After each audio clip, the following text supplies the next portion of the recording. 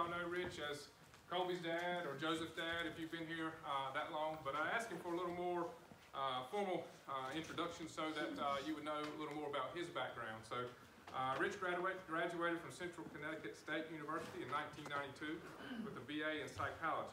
While at Central, he was a member of their Division I varsity baseball team, a member of Psi Chi, the National Honor Society for Psychology majors, and graduated with the distinction of being in the top 5% of graduating psychology majors nationwide.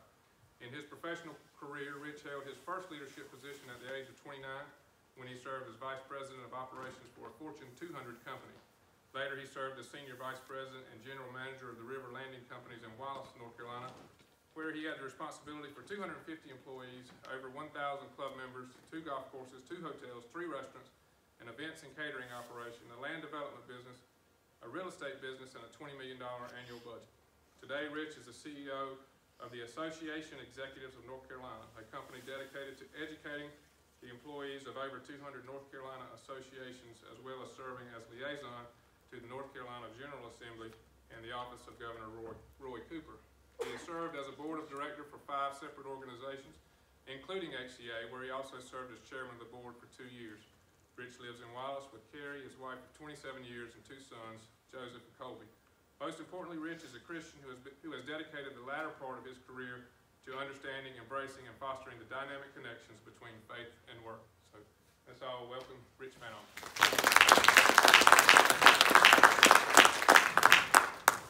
Good morning, everybody. Thank you, Andy. It is great to be with you guys this morning. Thank you for taking your time to be here. It was interesting a couple weeks ago when Andy reached out and asked if I would come and have this conversation with you guys. The first kind of visceral or gut reaction I had was, this is a really cool opportunity for the Phaneuf to be able to get in front of you guys and say thank you. Our kids have been coming here. Our checks have been coming here for 18 years. I was telling Andy on Friday night, it's actually kind of sad that it's coming to an end, and then we kind of both laugh and say it's not going to come to an end. We've been coming at it for 18 years, and I was just sharing with Andy in the hall now. I remember walking in, I think it was 20 years ago, with a kid basically knee-high, and went in and met a student right away who greeted us and took us down to the headmaster's office, and from then we were just in love. But I think one of the important things is, you know, as teachers, there's nobody, or if you work in the school system, if you're not a teacher, there's nobody more important in our community than you guys. And I'm afraid that we don't say that enough, and we don't say thank you enough. So from my family to you, thank you guys so much for the work you do. The work you do matters. I know sometimes you come into work every day and you've got parents and things going on and deadlines ahead, and maybe you kind of lose sight of that. It's easy to lose sight of that. But you guys' work you do matters, and it's important. So from our family to you guys, thank you so much for all you've done for our family. The second thought I had, which I'm guessing some of you guys probably shared with me, was when Eddie said, hey, why don't you come in and can you talk about teamwork and leadership and culture. I know if I was you, if I was in your seat and I was in your office and I got that email about we're going to have this session on the 21st, we're going to talk about teamwork. I'm positive I'd roll my eyes. I mean, I'm positive because I've been on teams like you guys have for, since I was probably 3 or 4 years old. And you guys serve on teams every day. And just think of the team effort on Friday night. Y'all pulled off an amazing event here. The coaching staff did a great job with their team and prepping the team. But Andy did a great job with the field and people working the gates and the work that Eva did and her team. It was amazing. I mean, you guys know how to do teamwork. So I'm certain if I got that message, I would have said, oh, gosh, another discussion about team. But here's my commitment to you guys. This is a topic to me that's really very, very interesting.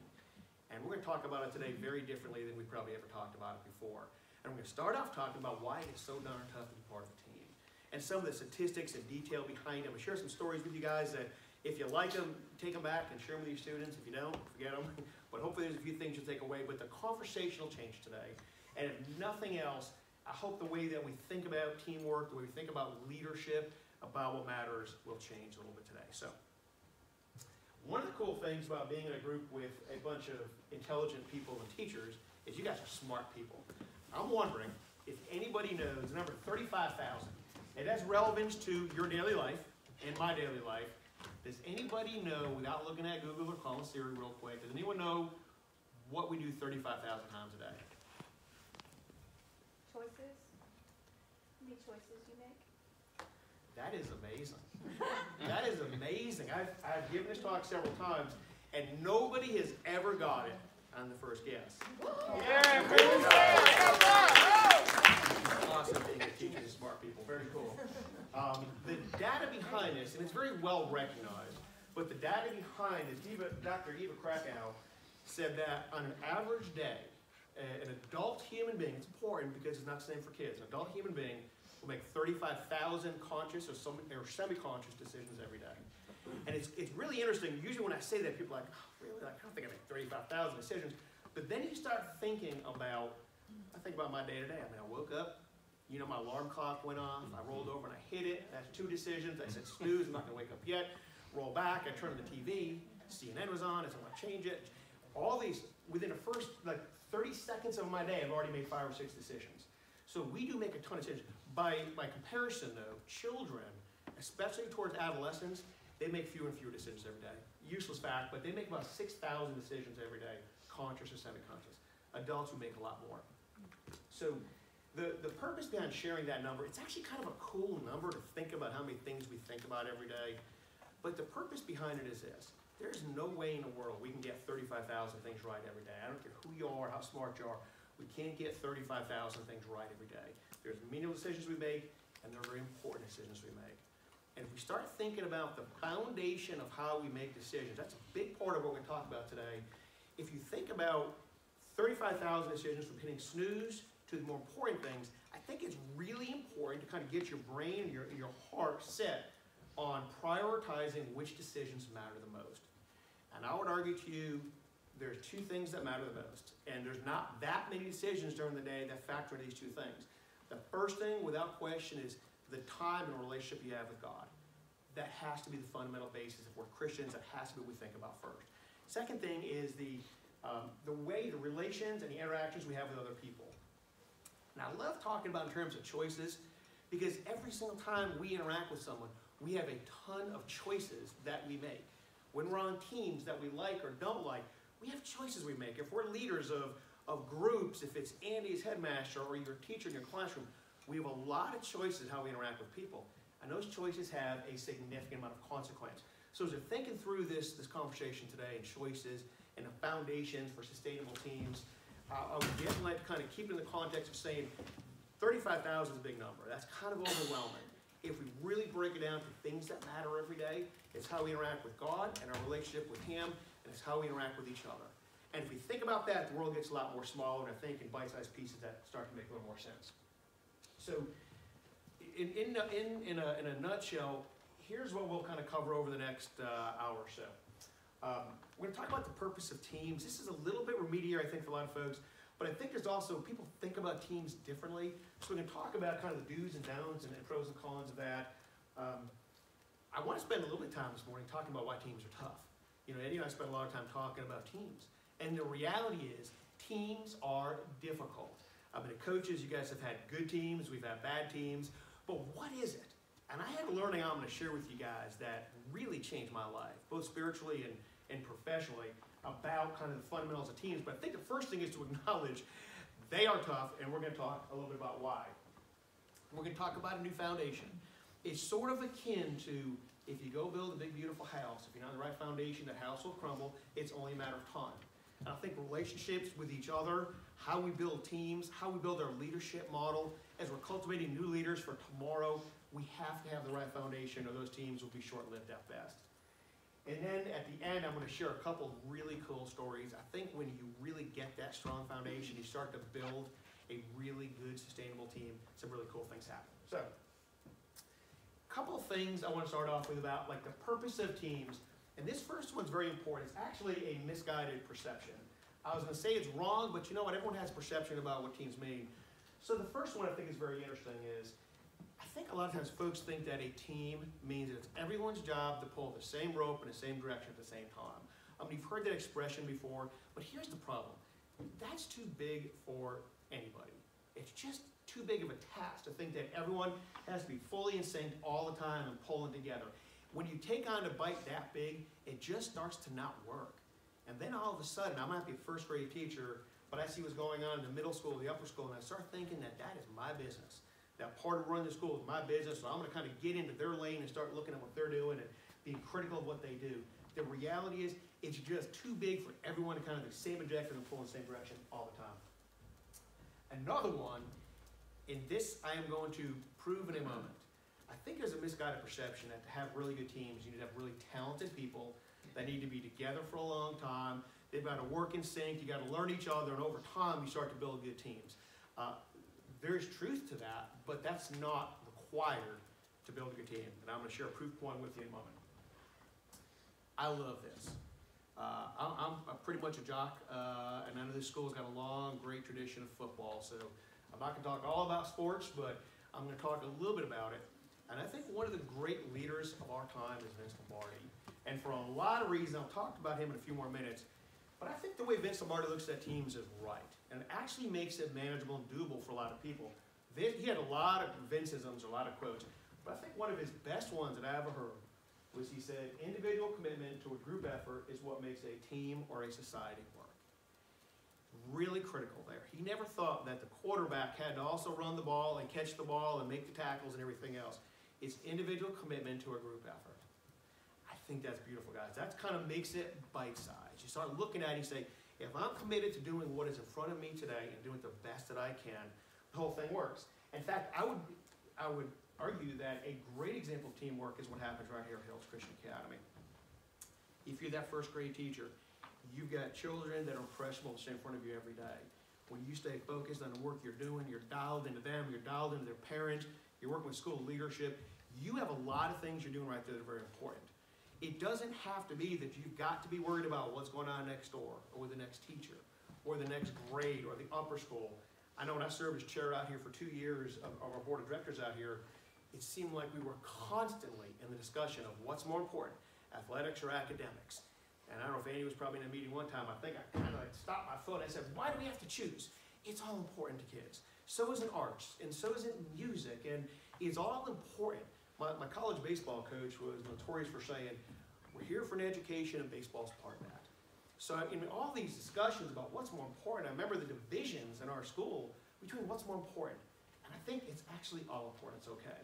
But when you start looking at what makes a team, an individual are committed to what is in front of them and being the absolute best they can be, and they're freed from the burden of having to worry about everybody else, it's a lot easier for that. Instead of everyone pulling on the same rope at the same time, all of a sudden now we're doing a job in front of us.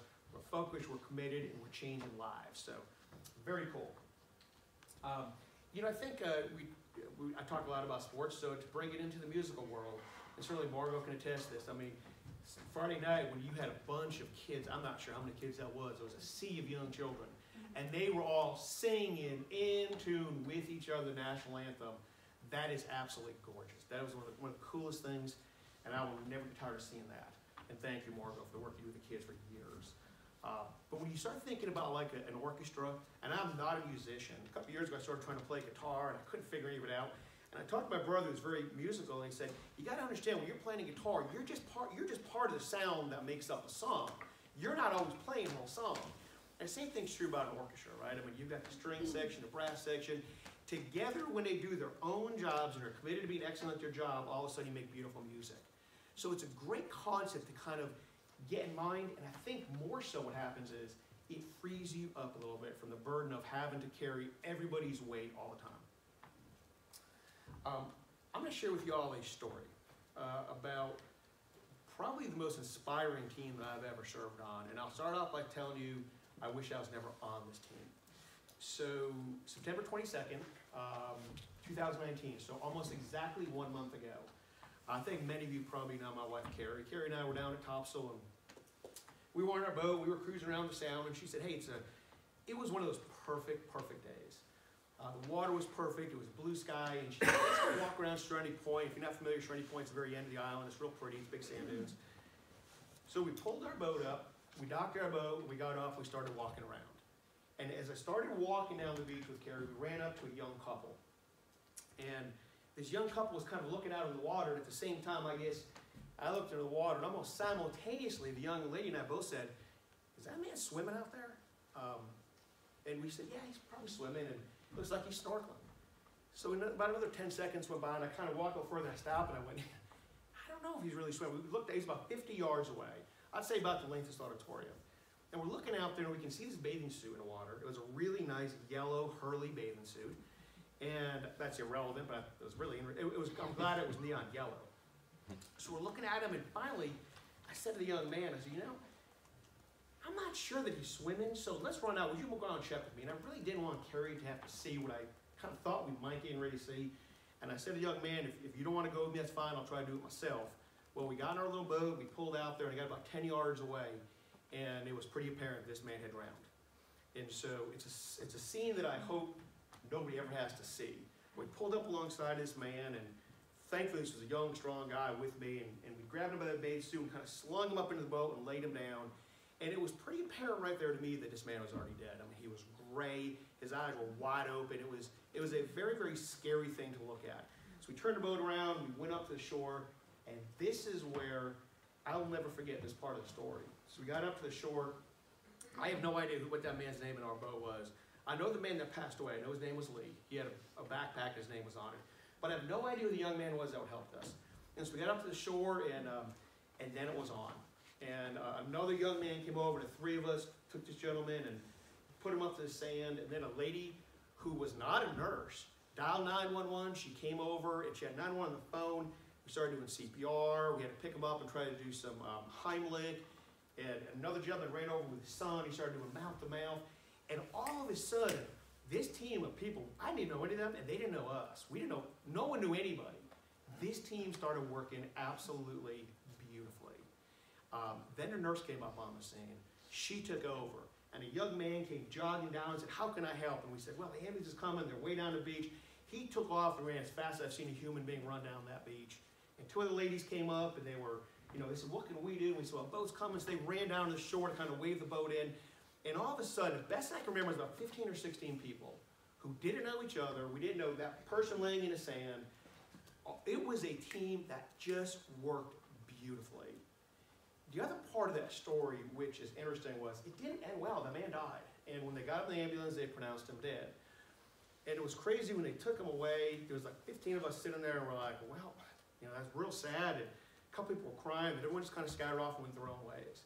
And I really didn't think I'd be talking about it in this way, but I think it's really important to say, not all teams end in victory. I mean, not all good teams work in victory. And that's a good example of, aside from that nurse who was amazing, there was no talent in that group. None of us knew what we were doing. The group was working together. And there's one thing that I'm going to come back to through the conversation today. The only thing, these people were working feverishly. It was amazing to watch what strangers did for each other. The commonality is one thing. It was love for other people. That's all it was. And it was inspiring. And it didn't end good, but it was an absolutely inspiring story about people who didn't know each other, who had no skills, and zero time ever working together, pulled together for a total stranger. So, not a great story because it ended good, but a great story of love when people pull together, great things that can happen. So, moving along to teams. This, I think, is really important to kind of cover this because I don't want to have a Pollyanna perspective and sit here and say, everyone needs to work in teams and play nice with everybody because you're on a team. And more importantly, Andy says, be on a team, so you got to be on a team. That's stuff that, we hear all the time. But I think it's important to acknowledge, what happens, like why do so many teams fail? And there's good statistical data that says many teams actually don't succeed in their tasks.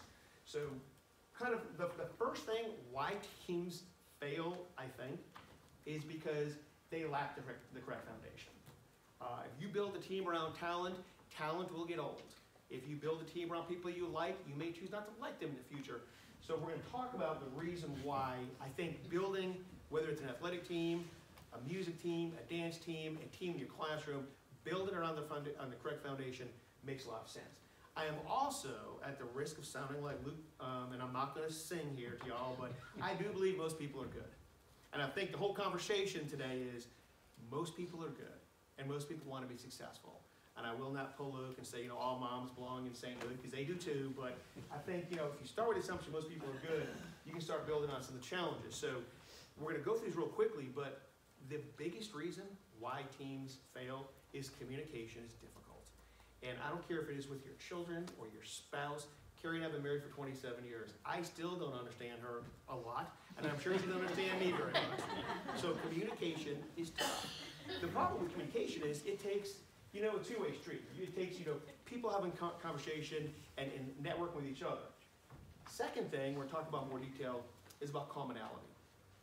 You think about teams you most enjoy being part of, it's usually with people you enjoy being with. I think that's actually the wrong foundation for a team. And this is the cool one. This is something I do want to spend a little bit of time talking about, the equity theory. It's not a new theory, but it's been sort of rejuvenated and actually makes a lot of sense. So very quickly, communications, for communications to occur, I have to be sharing a message and somebody else has to be receiving a message. Our pastor one time said it perfectly. It's kind of like a quarterback drops back and throws the ball. Receivers run down the field. If he doesn't put his hands up, he can't receive that pass. I think, our walk with God is very much the same way. He's always there trying to communicate with us. Do we open up our arms and accept that message? And the same thing with teams. If we're not receptive of a message, it's very difficult to have good communications. How many times are we in discussions with someone, and as you're talking, I'm thinking about what I'm going to say. And all of a sudden, the conversation is just a bunch of thrown up on each other, and nobody's really heard a thing. So communications is difficult, with no doubt about it. I think communication is actually a skill, and whether you're a teacher in your classroom and communicating with them, or with the parents, or on teams, or athletic teams, or music groups, or whatever, I think it's a skill. And I heard this a while ago. I think it's actually brilliant. If you're in a conversation with someone and you first seek to understand before being understood, that's a very powerful tool, guys. It's really easy to have communication. When I understand that I'm talking to you and I know you're really dialed into that communication. It's a skill, though, because, a lot of us, we just want to keep on talking and share what we know. To the right side of that, very interesting, too, this could be a whole other hour-long conversation, but what virtue is more important, being kind or being right? And if you think about that, a lot of us, especially in an academic environment, in a professional environment, we want to be right. We want to flex our intellectual muscle and show everyone how smart we are. At the end of the day, there's another expression, nobody cares what you know until they know what you care. If they don't know that you care, then nobody really cares how smart you are. This is quite interesting. So it seems very academic, and it seems like something we probably teach our kids. But in order for good teams to be successful, a good foundation of good teams, is you've got to be open-minded. And you've got to do your best not to prejudge people. Does anybody, I'm suspecting at least one person in the room knows this, does anyone know the name John Newton and what John Newton was famous for? Anyone that's musically inclined? Yes, sir. John Newton, was that I forgot. I'm sorry. Well, you gave it a shot, man. You're close. Anyone know the name John Newton? I am positive you know who he is. But this is a good example. These two gentlemen divided were really good examples about the value of not prejudging somebody. You can think about it in any context with relationships and communications, but the value of not judging. So John Newton was notoriously a slave boat captain, and he was reputed to be a horrible human being. There was a story I'd read about John Newton that when he was transporting slaves one time, the boat started taking on water. It was a horrible storm, and so John Newton started throwing the slaves off the ship to lighten up the ship so it wouldn't sink. Horrible person. Well, in another story, he was on a similar mission, and a storm came up. In the story, I think it's still a great story, they said he fell to his knees, and he, for the first time ever, prayed to God and said, get me out of this. I mean, how often we do this, right? We make a deal with God, help me out here, and I'm going to do something good. Well, here it actually worked. And he said, if you get me out of this tonight, I'm going to be a better person. John Newton goes on in his career to become an evangelical pastor, and he wrote a hymn that you guys all know, Amazing Grace. It's a really cool story. Without John Newton, without someone that transformed later in his life, we would not have one of the most beautiful hymns that was ever written today. Albert Einstein. I put /160s. Anyone kind of know the early story about Albert Einstein? It's pretty fascinating. 4/160 simply means Albert Einstein didn't talk to the age of 4. There was actually a syndrome in the early days that was called the Albert Einstein syndrome. And it was about children that were developmentally delayed. Think about the fact that he was one of 2 human beings that we know to be documented to have an IQ of 160. That is off the charts. I think that gentleman who just passed away that was in a wheelchair, Stephen Hawking, I think he was the other one that was reputed to have a 160 IQ. So great, 2 examples right there. They were in your classroom in the early days. you're going to write them off. If these people come to your team, you're like, you know what? No way. They're cool stories that, you know, someone shared it with me. Hope you guys may share those. It is a great testament to the value of not judging. Whether it's that young, you know, Michael Jordan freshman who gets cut for the basketball team at Laney and goes on to become pretty good. He was pretty decent in this game, I think. Or guys like John Newton. The value of not judging, and think about it. You know, it's all cool for us to sit back and say, we don't judge. You know, we're Christians. We like love everybody. How often does that really happen? Now, I think we're all guilty. But if you can be part of a team that's successful and sustainable, you just have to be able to get yourself worked up beyond the ability to judge. Very quickly, I think another challenge that we have with teams is that, you know, a lot of times we see commonality. And again, this isn't a bad thing. This is not an anti-diversity statement. I'm very much, in fact, a big part of my career is really understanding the relationship between faith and work. And almost like diversity, it's almost like forget about diversity. It's almost more like about inclusion. Like, what can teams look like, and how successful can you be when you are really an inclusive atmosphere? So this isn't a discussion about that, but if you think about who we choose to be friends with in this world, it's people that we have commonality with, right? Our best friends are people that we probably have the most in common with, whether it's kids are the same age or whatnot. People we have a lot in common with, we choose to want to be around. Here's the problem. When it comes to teams, we often don't get to select our teams. Doesn't matter if I don't like that quarterback, he's going to be throwing me the ball, or I got to block from it. It really doesn't matter if I like him. Or if we're sitting on a curriculum team, there may be someone, for some reason, you just don't see eye to eye with that person. Guess what? That's okay. And at the risk of sounding crass, I can tell you, Andy probably doesn't care. He wants you to get the job done. So it doesn't matter that you're not going to go have cocktails on Friday night with this person. You've got to find a way to work with someone who you otherwise may not have chosen to be around. So if you think about the development of teams and reality that we're not always going to be people we like, yet we have to find a way to work with them, I think that puts your mind in the right perspective. This is the coolest thing. And it's interesting, whenever we talk about this, I know no one's going to raise their hand and say, yep, that's me, but every one of us should feel at some level convicted by this. So the equity theory. I believe it is probably the most powerful destructor of families, of relationships, of teams. So the equity theory was actually developed in 1960 by a psychologist. His name was John Stacey Adams. He was a behavioral psychologist, was part of what they call the justice theories, a lot of theories at the time. And it was actually very basic, right? I mean, this is so basic. I've read it. I remember studying this back in school, but it really had no relevance because it was so simple. He said, you know, equity theory is basically the fair distribution of resources to both relational parties. You have two kids, both kids can lollipop, everyone's happy, everyone's equal. Well, I heard a great talk by a gentleman a couple years ago. His name was Dr. Donald Barnes from UNCW. He's giving a talk to a group in Wilmington, and he took the whole equity theory to another level. And what Dr. Barnes said was, people want to be in balance with each other. And that's really, you know, the B word's not really something that we talk a lot about, but it's something I think intuitively we really get. But people want to be in balance with one another. He said, for example, if you go to a restaurant and you have really, really good service, and that server is just amazing, what is your inclination to do? It's to tip a little bit more. They've given you something that was beyond what you expected, so you need to be balanced with them, so you go ahead and give them a little more money to tip. And now you feel like you're in balance. Same thing works in reverse. If all of a sudden you're on, you're at a restaurant, you get horrible service, we take a tip away from them. But you think about it like in terms of a family. If I walk in the house tonight and Carrie's got dinner ready and she's got my favorite beer already poured and welcomes me at the door. It happens every night in our house, by the way. If she does that, my inclination is going to be, it's almost an innate reaction. Oh no, she's done something now for me. I need to get back in balance with her. So I'll say, honey, what a beautiful dress it is you're wearing today. Or, your hair looks wonderful. I'll say something to try to get back in balance. So I think when you think about the need to be balanced with people, you can call it, and probably my least favorite word in the entire English language is fair. But you hear that a lot. I'm sure you hear from your students. And I'm sure, unless you guys are just in a non-labor workforce, I'm sure there are times where you're sitting back thinking, you know what? Andy's paying more attention to them, or the football team's more important than us, or music's more important than science, and all of a sudden you're trying to figure out these equity balances. The problem when equity theory comes into play with teams is the same thing happens. If we're in a team And you know what? I think you're getting treated a little bit better than I am. I'm going to do something innately, and it might be it might be one of those 35,000 semi-conscious decisions I made. I'm going to do something to try to get back on par with you.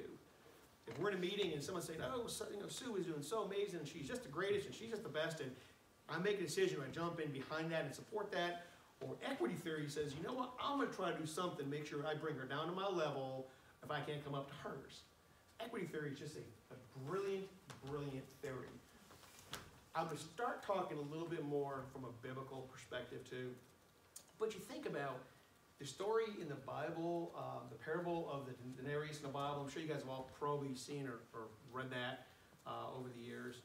But you know, when I think if we're Christians, we believe the Bible is the authoritative resource that should guide our lives, then what Dr. Barnes is saying, what John Stacey Adams said, was actually said thousands of years ago, recorded in the Bible in the form of the denarius. For those that don't remember the story, that was the vineyard owner who went out in the morning in the market, hired some people to go and work his fields, and he offered to pay them one denarius. Then at lunchtime, he said, I'm falling behind, I've got to get more people. He went and got more people, sent them out at noontime, and finally towards the end of the day, he got some more people, sent them out in the field, and at the end of the day, they all came in to get paid. And when they came in to get paid, the vineyard owner said to the first group, who just was working for a couple hours, here's your one denarius. And the people that were there all day said, hey, we're going to get a lot more money. He already paid that guy one, and we were here a lot longer. And then all of a sudden it came their time, and they got one denarius. And it was almost like, again, like, whoa, that's not fair. I worked a lot longer. I worked a lot harder. And the parable that goes on to explain is that you promised one denarius. You did a job. You were promised that amount of money. Did you get that money? Yes, I did. You worked the job. Everyone delivered expectations. Why are you upset? So I think we talk about fairness, about equity. My major point of bringing this up is that you think about it, that you realize that we're all humans, and so we're all subject to making poor decisions because we think something is not fair. I can tell you at River Landing, when I got there, I had about 300 employees. When I left, it was about 250 employees. And I can tell you the most common challenge I dealt with some high-level executives too was a constant discussion about what is fair. Are we being treated fairly? Are you paying more attention to these guys and those guys? And the irony was, nobody knew what was going on with the next department. Nobody knew the conversations I was having in private with somebody else. But if you let fairness or that innate desire for equity to drive your decisions, part of those 35,000 you're going to make are not going to be good decisions. This is a concept to me that is just very intriguing. It's, I guess a function of gray hair or losing some hair and getting older. It's very interesting to me why it is so difficult to take Sunday to Monday. In fact, you think, you go to church on Sunday, and I was talking to folks earlier about it's great, Mass yesterday on Sunday, it was all great. You walk out of church, everyone feels good, you're filled up with the Lord. You walk out, and someone cuts you off, and he stops, hey, no problem, you go first, and everyone's happy, and, you're filled up. And then Monday comes, and you're on that team, and a same person who just ground you last week does it again. They just say that thing to get under your skin and try to bring you down to the level that they're at. And what do? We instantly kind of put up the, let's go, man. I'm on it now. I'm ready to go. And I think the biggest challenge, Sunday to Monday, if you look at Sunday at church to Monday at lunch, it's 24 hours. But I think it's the longest 24 hours there is. And part of the reason is on Sunday, what do? We give it to God, right? We're sitting there, we're open, and we give it to God. God doesn't get Monday. Monday comes, I'm going to trust me to go figure it out because I'm a smart person. I can figure it out. And whether we're talking about academics, athletics, teams, music, dance, we give it all to God on Sunday and we feel great. On Monday, we try to take it on to ourselves, and what do? We have a bad day, and you go home and you're barking at the kids and you're hollering at your spouse, you're miserable all night because we thought we could take it on our own. I think we can figure out a way to shorten Sunday to Monday, and it's what we're going to get right to here in a moment. I think if we can figure a way to shorten that bridge from Sunday to Monday, why can't you have that same feeling on Monday that you had on Sunday? And the key is not when everybody agrees with you. It's not when the football team runs every play perfectly in sync together, they practice great. It's not about that. It's actually about how do you act when things don't go your way. And you know what? On Sunday, we're pretty good with that. On Monday, a lot of us are not very good with it. The people that you'll remember are So when I mentioned a moment, teams are difficult, that is not me just hypothesizing that teams are tough. There's a group which I've become pretty fond of called Pit Stop Inc. Research. They just came out recently with a study, and this is business-wide, right? So this isn't necessarily confined to a school, but business-wise, 3.6 days per week are spent on collaborative efforts, right? Somehow or another, we're working together, some collaboration. And yet they said 40%, 47% of all collaborations end in failure, as defined by they don't hit their mark at the end of the day. So, you think about this from a leadership perspective, putting people on teams, asking to go work. It feels good to say teams, right? I mean, we're supposed to collaborate, work together, diversity, all these great little words that we like to throw around. The problem is these teams aren't being successful. And I think I know the reason why. I think I know one of the reasons why they're not being successful. A couple little, maybe otherwise useless facts, but I think when you look at the acceleration of negativity on a team, it actually leads to a horrible place. This is stuff, the science teachers in the room, you guys probably know this. I think it's fascinating. Nobody, I'm going to start with an assumption, no one really wants to fail. When you get in a team, unless you're a sabotager, we all love them, right? I mean, they're going to make something bad no matter what it is, you're going to make it bad. If you're not a sabotager, if these are good people, then we're going to find a way to try to be successful. Nobody wants to fail. The problem is, a creep begins. So whether it's a dance club that kind of has the wrong attitude, they're just like, they're drifting in the wrong direction. I don't think a lot of teams fail miserably. They don't go down in flames. What happens is a negative creep occurs. And Andy used the word earlier on about culture. To me, culture is fascinating. I mean, the culture of a team, the culture of an athletic team, an academic team, a dance team, an orchestra, you come up with it. Culture to me is fascinating. And I heard it described once that the way to describe culture is very simple. And again, I consider this in a work environment. If you enjoy coming to work as much as you enjoy leaving work, you have a good culture. I mean, we can come up with what we want, but I think that's a very good description. So what lends itself towards good cultures, and how are cultures built, and how are they crash? How do they crash? I believe the crash is usually in a creep. Couple interesting thoughts. So I think when teams start to fail, they don't, again, fail huge. Think about this for a second. 1 degree is pretty much imperceptible to the human eye. Yet if a team starts getting off course, whatever team it is, 1 degree of change over a period of time starts off very small, but over time it becomes a very big thing. Cool little otherwise useless statistics, but 100 yards. You go from one end zone to the other end zone of the football field. If you're 1 degree off course, imperceptible to the human eye, by the time you get to the goalpost, you'll be the other end zone, you're 5.2 feet offline. Not a big deal, right? I mean, you can correct that, not a big deal. If you go from San Francisco to Washington, D.C., and you're 1 degree off course, you end up north of Baltimore. You'll be about 42 miles off course. Again, it's kind of getting interesting here. We're saying, what, a short period of time we can correct ourselves, but over a longer period of time, 1 degree off course, which means one member of the team, your attitude isn't where it should be. You're not built on the right foundation. All of a sudden, you start off course a little bit. Think about if you went to the moon. If you went to the moon from the Earth, you'd be over 4,100 miles off course by 1 degree of change. See, the concept of staying on track, keeping each other focused because you're built on the right foundation, makes sense. Terminal velocity, I think this is interesting too. Does anyone here know the concept of terminal velocity, what that means? Science teachers know that. I know you're probably just humble and don't want to raise your hand. Terminal velocity is basically speed something accelerates to unless acted upon by something else. That's a layman's term.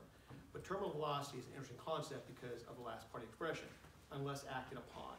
The problem with teams, when you start drifting, it isn't that you're drifting.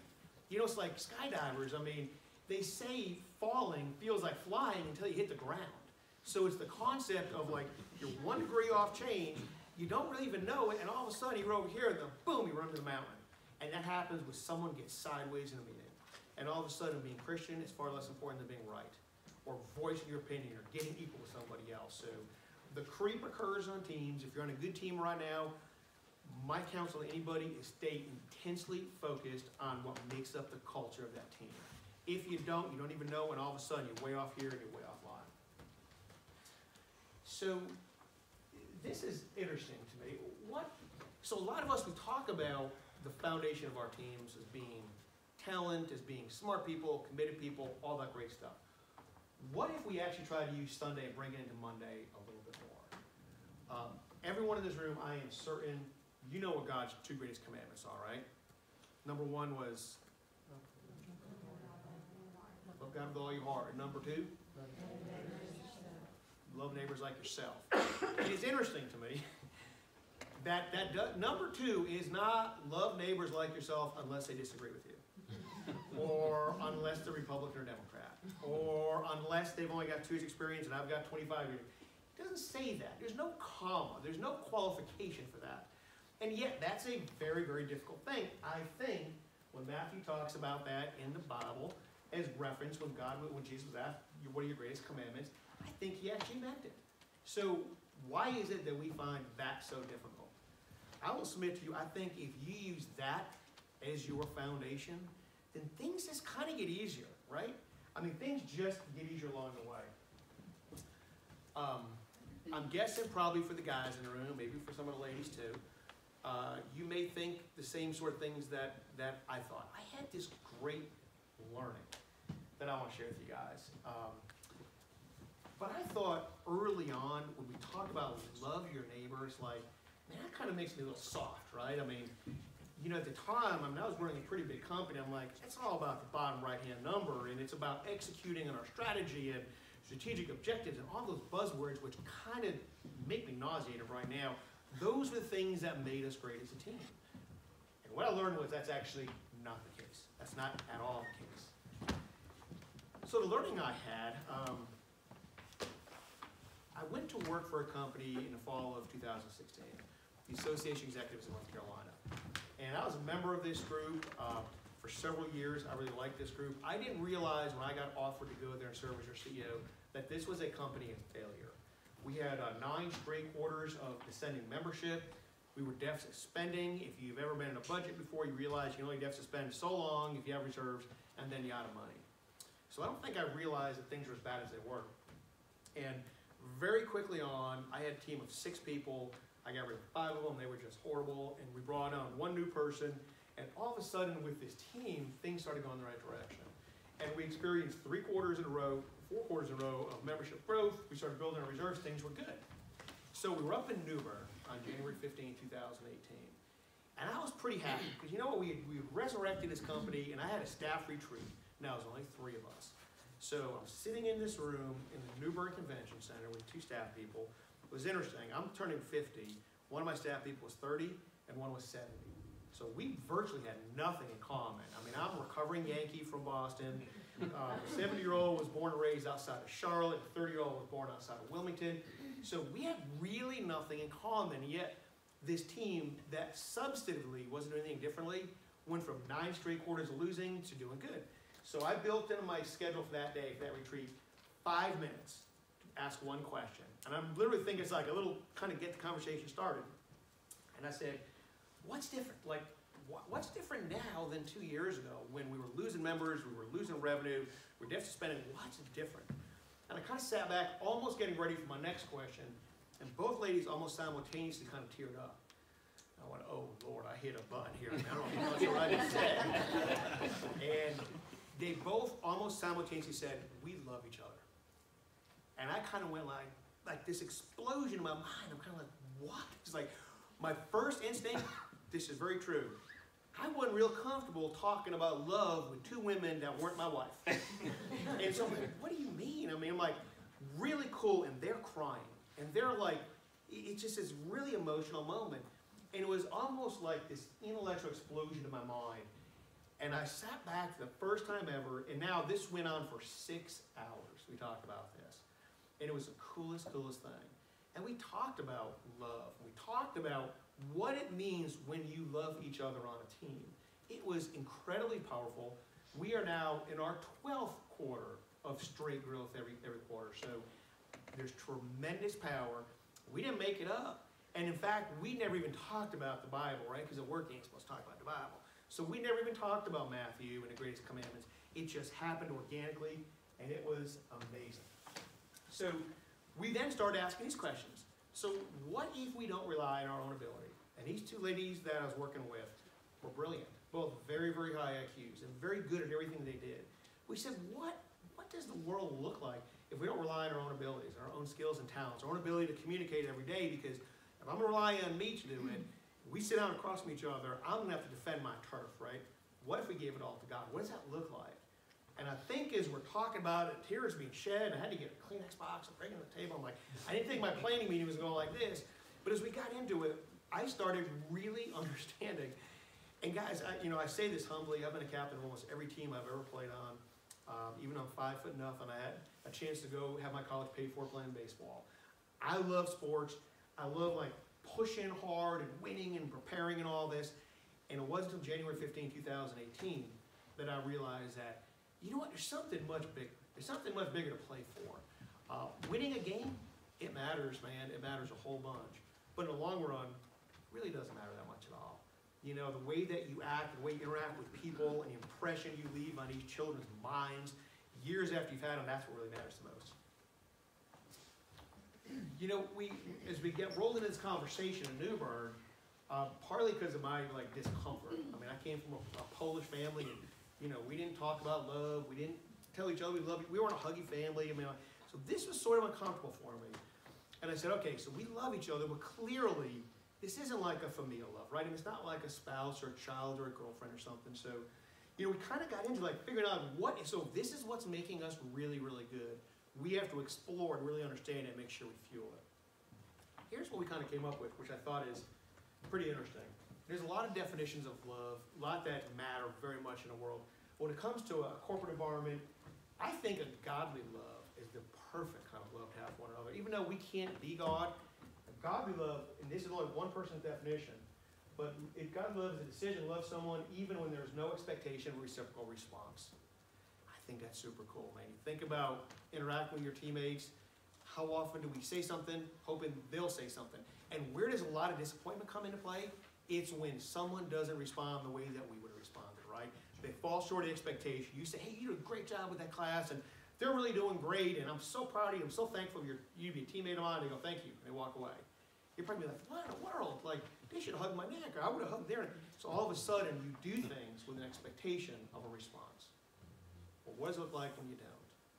And I think it's extremely powerful and very cool when we are free, and I think freedom is a huge word in this equation, when we are free to love each other and therefore become amazing for our customers, our members, our students, whatever it is. I think we think about in terms of godly love, it actually starts to all make sense. It now links back to the Bible. It helps us bring Sunday a little bit closer to Monday, and it makes us free. And one thing we decided leaving that room that day was, we said, if this is the most important thing that we have, and interesting, we accomplished 2 out of the 12 things. I had 12 things on my agenda, we accomplished 2 of them. And it was the best meeting I've ever been part of. It was the most inspiring meeting I've ever been part of. And we left there and we said, so if loving each other allows us to be free so we can love our members and our customers, how do we fuel that? I understand how to build budgets, but how do we fuel love of each other? And you know what's really cool? We said going forward, before some big events we have or big meetings, we're going to spend a little bit of time together. And we're going to sit there and say, hey, you all right? Everyone good? Everyone feeling good where we're at? We're going to be outwardly very supportive and grateful to one another. And we're really going to take an effort to make sure that we are fueling that love. If it's what's building us, if it's what's changed us, then we got to make sure we invest and we fuel that.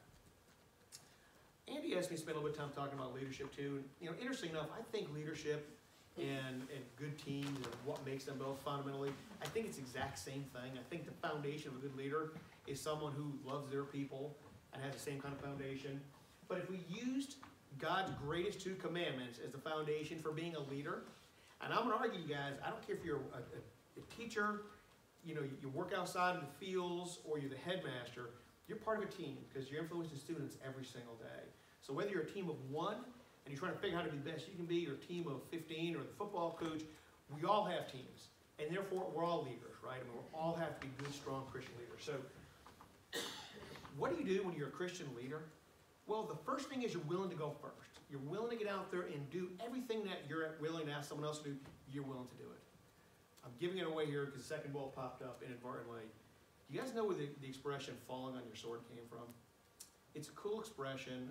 It came from the Bible. It came from first Saul when he was being chased by the Philistines, and when they were approaching him real quickly, he went to his armor bearer, which I guess back in the day was a pretty big job carrying a lot of armor around with you. He goes to his armor bearer and he says, hey, I want you to run his sword through me because when they catch me, they're going to degrade my body, and I don't want that to happen. And the armor bearer said, no way, I'm not going to do that. So Saul, as the story goes in the Bible, takes a sword and falls on the sword and kills himself. The armor bearer, watching what he did and the honor of how he did that, did the exact same thing. The interesting thing is the armor bearer did it second. The leader's always got to go first. If you think about any great leaders that inspire us, they're willing to not only go first, they lead with example. Here's a great theory too. If you're a leader, and I'm leading a team, by the way, I hate the word manage. I think, we manage livestock and things like that. We don't manage people. So if you're a leader of people, it's incredibly important to make sure that you're recognizing them. But if something goes great, you did a great job. If something goes bad, I messed up. That's what good leaders do. It's real simple. And then you make an effort to publicly praise people, and if there's discipline, you do it in private. That's all part about being a good leader, being out front and going first. This is probably one of my favorite business quotes of all time. Think really good leaders. Andy can tell you what to do anytime he wants, as long as it's legal, ethical, moral. You're gonna have to do it, right? Because he's the boss, you're a subordinate. He can say, go do it, and you gotta do it. There's a lot better way to do that, though, because that gets old very quickly, and smart people become jaded with that approach. I think it's interesting. We all know from a military perspective, military can be very rigorous and very disciplined. Dwight Eisenhower, by all accounts, was a pretty successful person. I don't know how many people knew this. He was a 5-star general. He was commander of the Allied force in World War II. He was also the 34th president. Very well written, very highly intelligent man, reputed to have an IQ that was kind of bordering up towards that 160. And when asked about what great leadership is, he said, great leadership is very simple. It's getting other people to do what you want them to do because they want to do it. And so apply that to students, right? You can say, go home and study. If it's Colby Phaneuf, it's probably not going to do that, right? So you can tell them what to do. And you know what? There's a time where you have to say, do this. And it's got to be done. We can talk about it later. But really good leaders seek to win the hearts and minds of people. I'm going to tell you what to do, but I'll tell you why you got to do it too. It's not always possible, but you think when you can win the hearts and minds of someone, they follow leaders into a burning building. And you want to talk about legacy? I can't tell you how many baseball games I ever won or lost. I can tell you the coaches that matter to me, though. There's things that matter, and it has nothing to do with the fact that they were great game callers, they called the bunt in the right situation, they let me steal, or had nothing to do with that. It had to do with sort of the heart and the mind stuff that they believed in me, and I kind of went back over time and I think about those guys regularly now. Great quote here. As you're talking to students about preparing for the next stage of their life, as they're getting into college, as they're leaders today in Harold's Christian Academy, great fundamental base thing. If you are a Christian, let's try to win the hearts and minds of people. And if we get them to do things that we want because they want to do it, they are far more likely to keep on doing that behavior. It's not altruistic, guys. It's if you want the correct behaviors to be repeated, get people to buy in. Makes a lot of sense. This is one of the coolest stories. I don't know if you've read this in the newspaper. A couple years ago, there was a janitor at Yale University that was interviewed. And it was the coolest thing. And there's two parts of the story. The first part was interviewed, and they said, well, tell me what you do for a job. It's one interview, but the first part he said, what do you do for a job? He said, oh, I save lives. He said, I work at Yale New Haven Hospital. I save lives. I create atmospheres where people can come in and they come in sick, but when they leave my rooms, they leave those rooms and are healthy. I save lives. So who's a janitor? Really, really cool story. Story goes on. This person is a hero. So the story goes on at Yale University, which is known, they're not kind of out front as a leader in diversity. Well, in one of the buildings in Yale University, there was this real big, if it wasn't for what it depicted, a very pretty a picture glass window. And in that window was depicted an African-American woman carrying a basket of cotton. And this janitor said, that shouldn't be up in a school like we are today. That shouldn't be there. And he kept on getting, he kept on asking leadership to take that window down. They wouldn't. So one day, he puts up his ladder, gets over the hammer and smashes the window. And all the students uprise, they're so happy, they love him. They came to arrest the janitor then because all the students had said, don't arrest him, he did the right thing. He ended up being a hero. In his interview where he said he saved lives was a story about that, about why he broke that window. At the end of the story, Yale didn't make them pay for it. he kept his job, and they actually replaced him with a better window. So sometimes those leaders out there, you think about this guy who's got this great attitude. He saves lives. He doesn't mop floors, he saves lives. And think about the impact he did for thousands and thousands of students. I'm telling you guys today a story about a man that had a lot of courage. I think it's what Christian leaders do. So when you act as a leader, when you do great things, something occurs. So when you use the right foundation to build your teams, and you lead with the right foundation, something great occurs. And I think the biggest word that occurs is freedom happens, right? So you think about the interaction we have with each other on a team or otherwise where, we just don't like each other very much. You know the stress when you go into that room? I mean, when I go into the room going, last meeting you said this, I'm loaded up, man, I'm going to get you this meeting. That makes you feel bad. I mean, no one feels good in that kind of environment. But when you leave with a foundation, not that Rich Phaneuf is saying, but the foundation that Matthew taught us in the Bible, as Jesus taught us and taught him, to love your neighbor, when you start with that as your foundation, all of a sudden, there is a freedom. And I think when there's a freedom, you can become free to be great. And that's a whole different mindset than having to defend my turf, or why is it not fair, or why are they getting more attention I'm getting, or why is this more important than that, or you can get rid of those really kind of like those thoughts that just beat you down, and you can be free. I think when you're free, it leads to a very cool thing. Another science question, I don't pick on science teachers today. There's a theory called the chaos theory, which is really cool. I think it's a derivative. I think it's what happens after you create the right foundation and the team starts building the right direction. Does anybody, any math teachers in particular in the room, know what the chaos theory is? I'm not going to call them math teachers. I know a few of them. Yes, you can. I wasn't looking at you, Nell. Nell's been a dear friend since church years ago and has been just a wonderful teacher and friend to our family. I don't think the chaos theory. You know, finding patterns in the chaos. Yeah. So this is a very basic theory description of what chaos theory is. It is a branch of mathematics that deals with complex systems whose behavior is highly sensitive to slight changes in conditions, most importantly in the end, so that small changes can give rise to strikingly great consequences. That part of the end, so that small changes can give rise to strikingly great consequences. Pretty fascinating. We talk about chaos. I'm not talking about a room full of kindergartners going crazy all over the place. I'm talking about something where one behavior can start impacting a lot of other behaviors. It's really cool. You've probably heard it called the butterfly effect before. Butterfly effect, that if a butterfly in South America flaps his wings, it can create a tsunami in the northern hemisphere. So you sit back and go, really? I mean, that's not even possible. Well, the chaos theory says it is. There's seemingly unrelated things that actually have impact and effect on each other. So, again, no matter what kind of leadership environment you're in, or what kind of team environment you're in, if you think about the good of going up to somebody and being a good Christian, even when they're not being a good Christian to you, what is the impact of it? And like that butterfly, you likely will never know.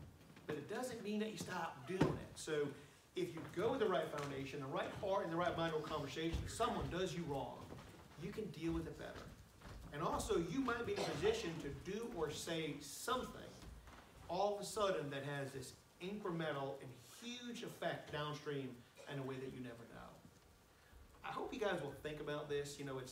It kind of goes back to the equity theory before. It is so easy to say something nice, hoping you'll say something nice. Or I'll be in a meeting and I'll say, oh, that's a great idea, Mary.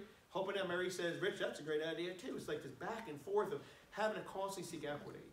Well, when you start building your team around the right foundation, you realize that, if they're keeping score, let's try to win. I mean, I agree, let's win, and we're keeping score, we're going to try to win.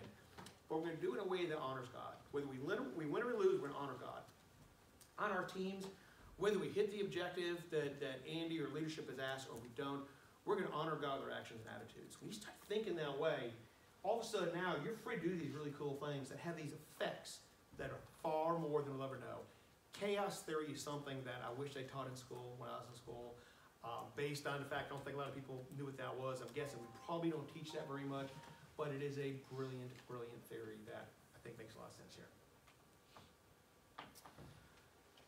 So what happens? So when you build the right foundation, what happens? When you change your mind, when you kind of create this freer environment to be great, and you embrace this chaos theory, what actually ends up happening?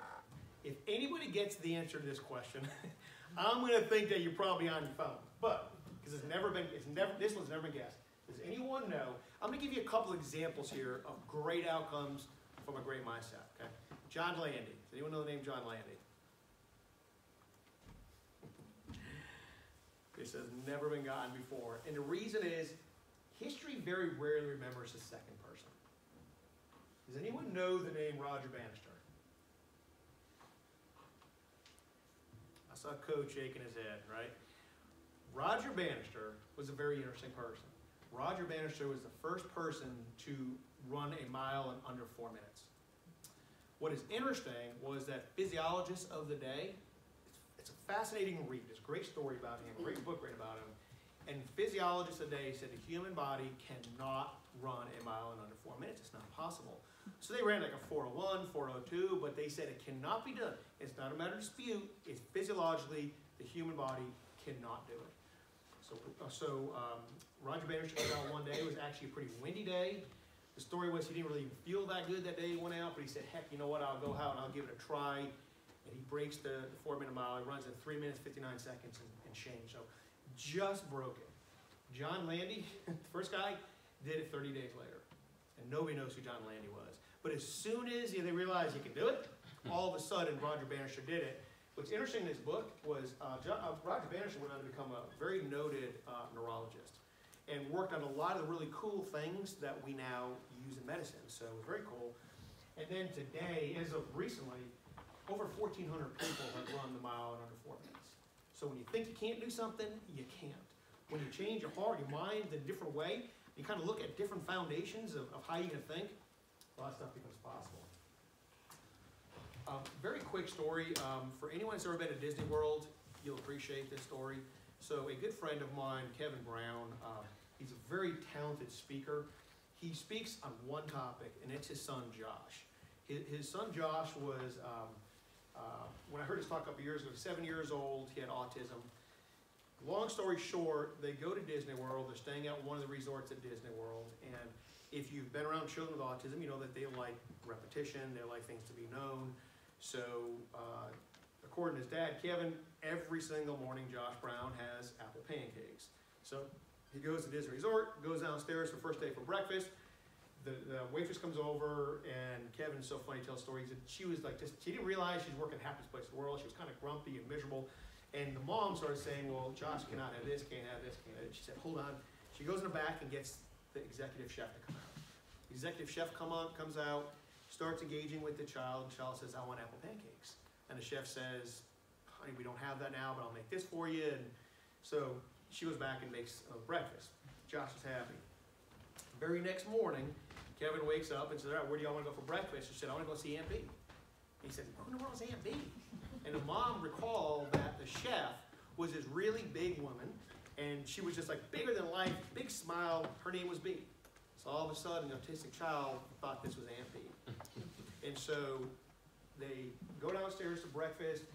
The same waiter comes up and goes, oh, I can't even deal with you guys. Goes back and gets Aunt B. Aunt B comes out again and says, honey, I've got your pancakes. You know, yesterday I had the stuff, but I have it. And it was funny. Kevin, first I heard him tell a story. He said, well, now you didn't have it yesterday. You know, did you get it on the food truck, or like, did you have it but didn't know you had the ingredients for the apple pancakes? She said, no, I went home last night. On the way home, I stopped at the supermarket. It was really cool. She said, you know, I thought maybe you guys would be back because I know autistic children, and I know that repetition is important. And so if Josh liked it, I thought he might be back, so I did that. What was really cool was, I was talking to Kevin a couple years ago. His family was invited back to Disney World. They had just served the 1 millionth breakfast for special needs children. And they got invited back for a special occasion. So there's a good example of one lady who could have very easily just said, nope, don't have it, and moved on.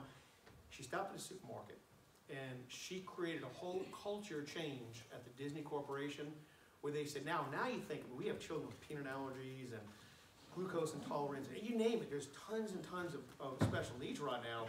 And because of Aunt B and a simple act of stopping at a supermarket, she made that family happy. And a couple years later, they celebrated 1 million meals being served for kids. So, great example of chaos. Great example of how a family can pull together to do great things. Talked about Vince Lombardi a few minutes ago. I think a lot of people think that Vince Lombardi was like this legendary coach. He was amazing. He always had great teams. What a lot of people don't know, he had a lot of history. I know the coaches over here know this. He started off doing a lot of lower level coaching, came through the college ranks, got his first job when he was coaching the Green Bay Packers. What a lot of people don't know is that first year, he came in 1959. 1958, the Green Bay Packers were horrible. The record was 0-10-1. They were a horrible team. But here's what's interesting. Remember before we talked about, you have to have a lot of talent and time for a team to work? There was a ton of talent in 1958. And they lost 10 games and they won 0. They went on. They had 5 future Hall of Famers on that first year team that he took over. And just through changing the way, the discipline of the team, the focus, the foundation of the team, that team goes on in 59 to go 7-5. He never had to lose the season. 105-36 career record. What's also interesting, if you read a lot about Vince Lombardi, is he was a man of great faith. And he talked oftentimes about how faith was important to him. And it doesn't mean you're soft, man. That's one thing that I think people mistakenly think is synonymous. If I'm going to be Christian, if I'm going to love my team, I'm going to support my team, I got to be soft. Not at all. I think it's actually a strong discipline to love your team, to support them 100%, and make sure that they're 5 minutes early. Vince was the guy that said if you're 10 minutes early, you're 5 minutes late. I mean, he was a tough guy, but a man of great faith. Couple things here to wrap up. I can acknowledge fully, I was talking to Kerry this weekend, and we were talking about his presentation, and I said, the crazy thing is, I know all this stuff, I've learned all this stuff, but man, I'm really not that good at practicing it myself. I mean, there's a lot of times I'm just not the best leader, the best teammate I can be. and so I would remind myself of, in my office, I printed 3 little prayers I've got in my office. And if you need a way to kind of recenter yourself in the correct things, the correct foundation each day, these are some pretty cool prayers that you can use. And I use these. I prayed these prayers this morning. Coming out to talk to you good folks, I just pray that God would say the right things and use me as a vessel to do it, and that the message be heard, and hopefully somewhere downstream there's some good that comes from the conversation. But I love this. It's Psalm 90. I'm sure a lot of guys have seen this before. It says, gracious Heavenly Father, satisfy us in the morning with your steadfast love, that we may rejoice and be glad all of our days.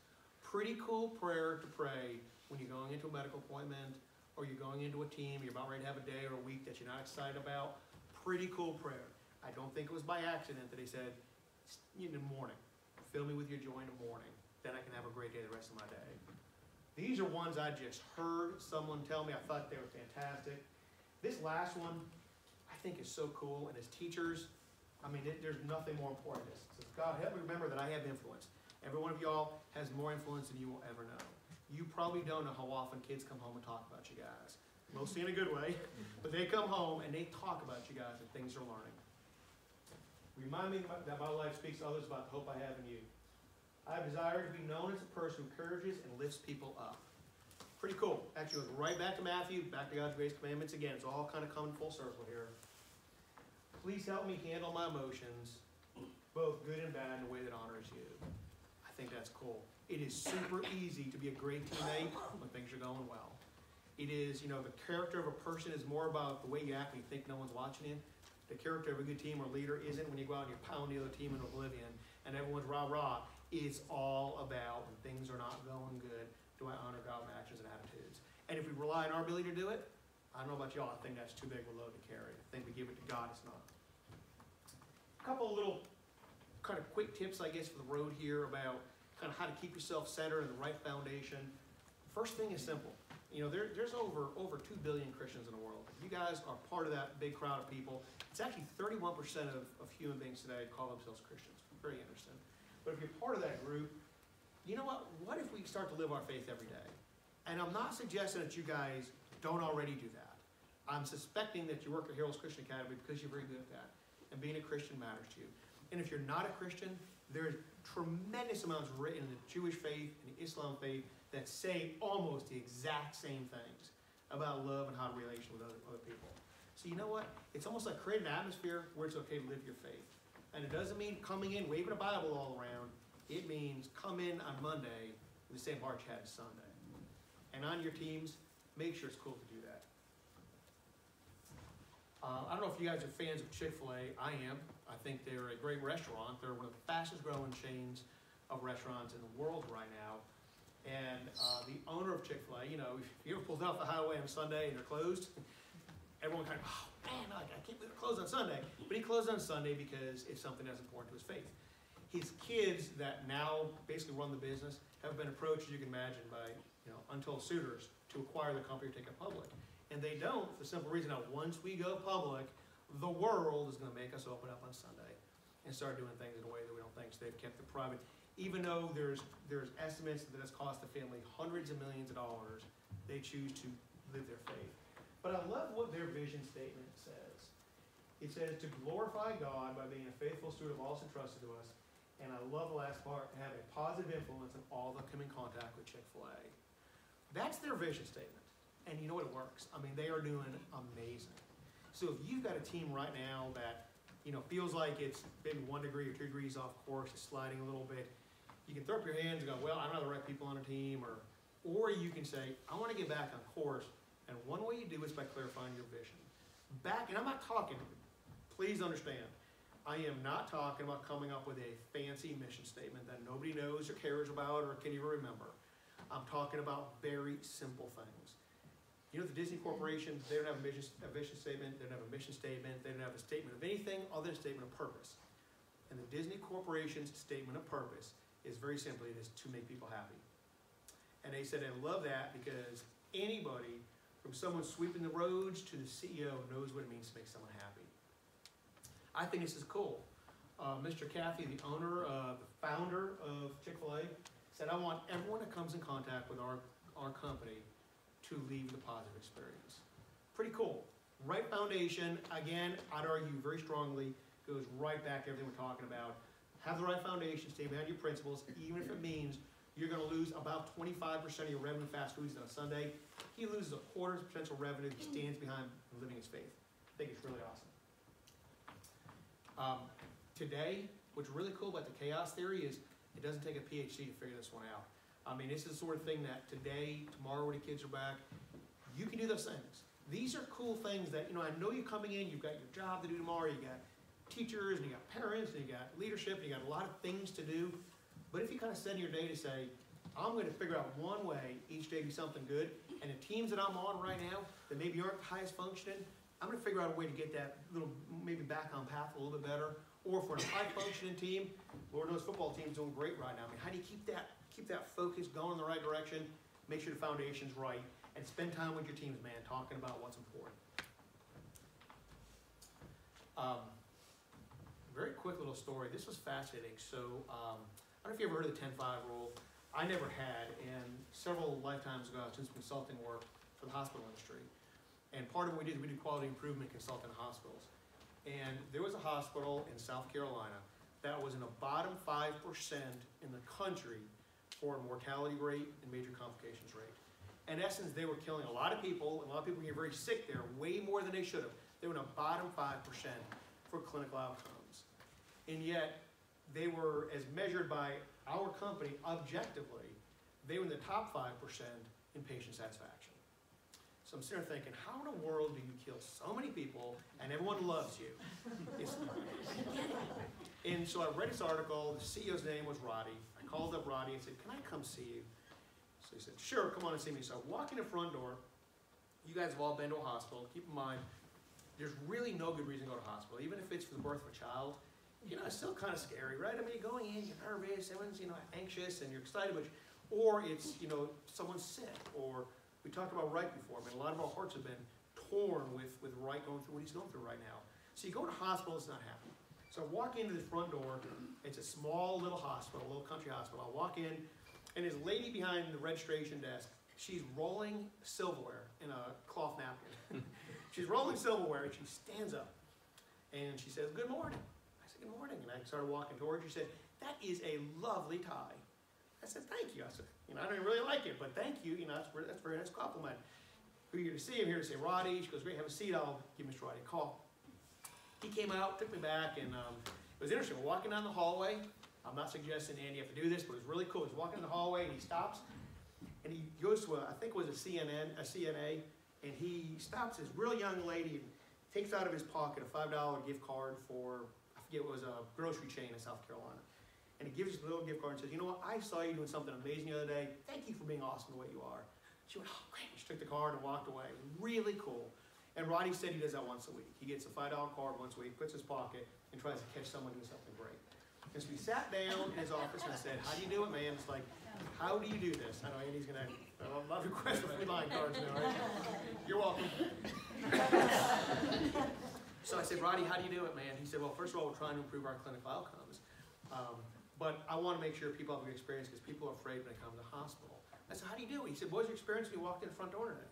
I said, oh, I met this wonderful lady. I said, it was so cool. She was rolling somewhere. He's like, yeah, we have to multitask around here.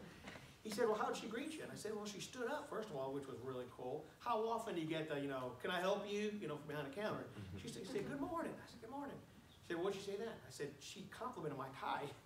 Roddy's a funny old man. He goes, that is an ugly tie. I said, I know, I don't like me. He said, but the point is that when you're 10 feet away, make eye contact and say something. And when you're 5 feet away, pay him a compliment. And he said, how'd she make you feel? I said, you know what? I had a long drive in here. It was really cool. And he said, we practice that with our patients. We practice that with each other. Obviously, you guys can't do it every day with each other, but it's a really cool theory about making eye contact, connect with someone, paying somebody a compliment. It goes back to the chaos theory, and it's amazing how that just starts rolling. Really cool, true story. 10-5 rule. I heard a talk given by a gentleman, John Spence, a couple years ago, and it was interesting because it predated my epiphany about what makes a good team, and how we use the Bible and the formation of our teams. But it predated it, and now it all makes a lot more sense to me.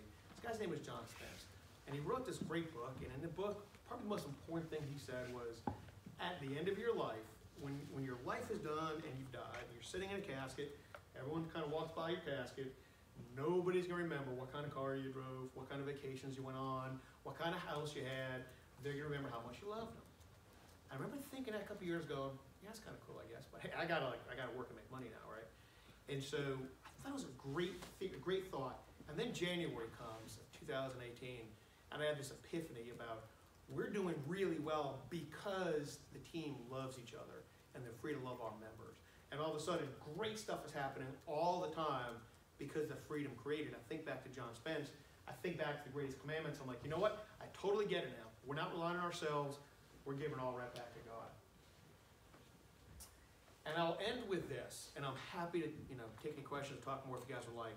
But I'll end with this. The Holly family's on a lot of our minds and hearts recently as Miss Judy passed. But for some that may be new in the school, you may not even know the name Jack Holly. Jack was a great football coach, a great man of strength and character. And I know at one point in his career, he was in a top 10 all-time winningest high school football coaches. So he came to Harold's, taught the kids, coached the kids, was a beloved member of this team for years. The first time I saw Coach Holly was at a game at Wallace Rose Hill, and I was sitting up behind the bench, and someone did something wrong, and Coach grabbed him by that mask and had him right up in his face and screaming at him, and I'm like, wow, this guy's wicked, he's tough. And then about a week later, I was on a plane, and I read the article, I think it was like number 7 or 8, I forget exactly, but he was in the top 10 all-time winningest high school football coaches. The next Sunday, we're at the Wallace Presbyterian Church, and you all remember this. We're sitting downstairs. Sunday school had just ended, and all of a sudden, all the little kids are running. I think Colby might be one of them. We're coming down the stairs, and everyone's grabbing on this old man's leg, and they're like jumping up and down. And it was Coach Jags, Coach Holly, and he came down. And all of a sudden, like he hit adults, he almost went like, I got to pop up, I got to be tough again. But he was out there teaching these little kids. He loved those little kids, and they loved him like you wouldn't believe. And what's really cool about the legacy of Jack is not about how many wins he had. He's got a lot of great family members. But since I've been in North Carolina for 20 years, I constantly run into people that were coached by Jack Holly, spouses of people that were coached by Jack, people had him in school, and grown men right now are moved to tears talking about him. It has nothing to do with the plays he called or the championships he won. Because if you played for Jack Holly, and this was at the end of his career, you never won a state championship, which means your last game of the season ended with a loss or you didn't make the playoffs. So it really wasn't about all the wins. It was how Jack made those people feel. And I remember stories about Jack going around in a van on Saturday morning, picking up kids and bringing them into practice, buying things they couldn't afford. It was all those things that he was a tough guy like a Vince Lombardi. He was driven. He was a winner. But I think history will remember him for something a lot more important than wins and losses. So with that, folks, I hope there's something that we've talked about that'll be helpful for you guys. I am happy to answer any questions, or I'm certainly happy to stick around afterwards if you guys want to talk. But once again, thank you guys for the work you do. I think you're already leading as an example of love. This place is an amazing place. So once again, thank you guys.